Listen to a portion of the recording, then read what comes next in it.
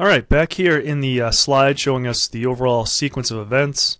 What we saw in the previous segment was Deb, the developer, used Rational Rhapsody's plugin to Eclipse, as well as Team Concert's plugin to Eclipse. Went ahead and developed the lap timer for the stopwatch, executed the model, make sure everything worked as expected in our workspace, and then submitted an integration build so that Tanuj can now test it in Rational Quality Manager. So what we'll see in this next segment is Tanuj will now go ahead and see an update. He'll receive an update automatically that the build has been completed and ready to test. He'll go ahead now and execute some test cases and find a defect and submit that defect to be fixed. So let's go ahead and see how that's done. So we'll navigate back here to the demonstration. So playing the role of Tanuj, what we'll do is we'll go ahead and log into Rational Quality Manager.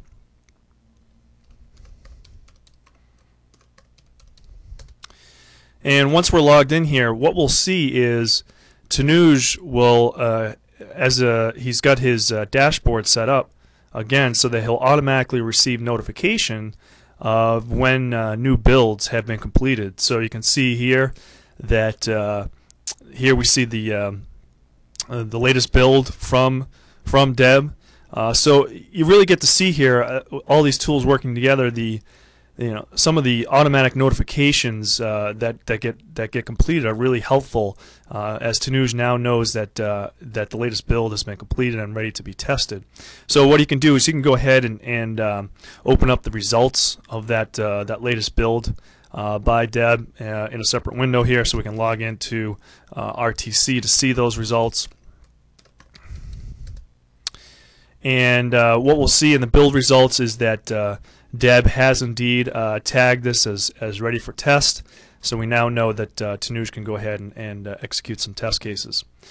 Alright, so back here in Quality Manager, what we can do is go to the execution records that we created in the previous segment.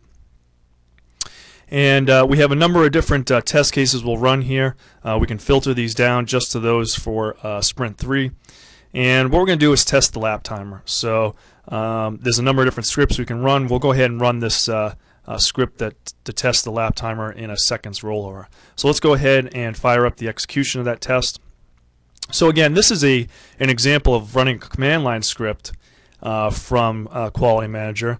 So what this is doing is actually going ahead and running the script, invoking Rhapsody to go ahead and execute the test case and make sure that everything works as expected. What it'll do is once it's completed, it'll go ahead and return the results back to Quality Manager to be saved here, so we can see the overall results of that execution. Again, we can also do manual type test cases as well, step by step. For instance, push this button and then check to see if this LED is turned on and so forth. Alright, so we're almost finished here. Once the test is completed, we can see that the execution of that test, something failed there. So let's go ahead and take a look at the results and to see what went wrong here. So if we take a look, we can see the results. We can see it failed. Further on down here, we can actually see the results from Rhapsody Test Conductor. We can go ahead and bring up the results of that, and we can see that where it actually failed. So we set the seconds to 55, call our lap time store function, then set the seconds to 5 and call the lap time function again. What we should have had is a lap time of 10 seconds. That's where it went wrong. So somehow during the the rollover, it didn't quite handle that rollover properly. Alright, so we found a defect, so let's see how we go ahead and actually submit the defect. The first thing we can do is go ahead and actually tie this test result to a particular build. In this case, we'll tie it to that latest build that Deb just completed. So we'll go ahead and check that off and save that. And now what we can do is go ahead and create a defect. So right from here, I can go ahead and add a new defect. And this will go ahead and automatically fill in some various fields for me. And then what we can do is submit that. So we'll just say that in the description here that the lap timer does not handle the seconds rollover.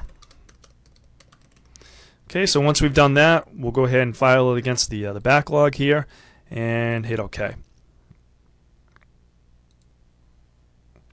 So once we've done that, we can go ahead and save it. Okay, and now if we look down here, again, if we want to look at the details of that, we can just hover over it and we'll see all the details in Rational Team Concert for that particular defect, or we can click on it and dive right into it. All right, now the other thing I want to do here is this is really a blocking defect, meaning I really can't continue to run this test cases until this has been fixed. So what we can do is actually make this added as a blocking defect. So we'll go ahead and do that. We'll search for the defect that we just created here. So we can just quickly query for that. And once we've done that, go ahead and add that and save it. All right. So what we just did is Tanuj ran a test case, and when he got a failure, he went ahead and created a defect right from within the execution results. So what we're going to see in the next segment is how Marco goes ahead now and triages the defect. He'll see the defect and go ahead and assign it to a developer to go ahead and fix that defect.